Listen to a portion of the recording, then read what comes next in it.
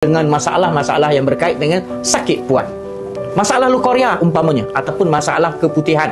Juga masalah-masalah yang berkait dengan kanser cervix, kanser payudara, dan banyak lagi yang dihidapi oleh wanita. Assalamualaikum warahmatullahi wabarakatuh. Salam sejahtera. Jumpa lagi. Tuan-tuan, sebagai wanita, gadis, ibu, sudah pastinya tidak akan lekang dengan masalah-masalah yang berkait dengan sakit puan. Masalah lukoria umpamanya, ataupun masalah keputihan. Juga masalah-masalah yang berkait dengan kanser cervix, kanser payudara, dan banyak lagi yang dihidapi oleh wanita.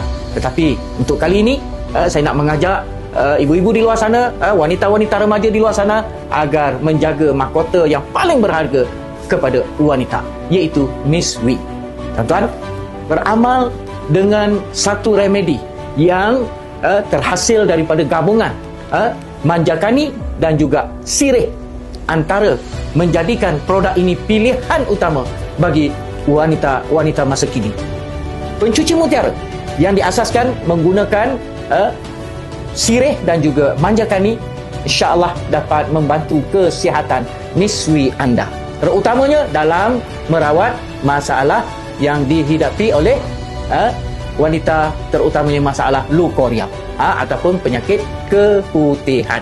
Selain daripada itu, tuan-tuan dan puan, jangan terkejut bahawa pencuci mutiara ini, yang pH-nya sangat sesuai untuk dijadikan sebagai pencuci muka.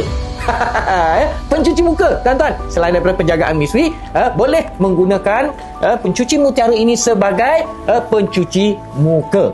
Kenapa? Kerana pH pada muka sama dengan miswi anda. Dan tuan-tuan, jangan terkejut kalau suami melihat wajah anda begitu ceria, halus dan mulus dengan amalan pencuci mutiara ini. So, penggunaannya bukan sahaja untuk penjagaan mahkota, tetapi juga menjaga seri wajah anda. So, beramal dengan pencuci mutiara. Jadi, tuan-tuan, sihatkan dalaman anda dan ceriakan wajah luaran anda.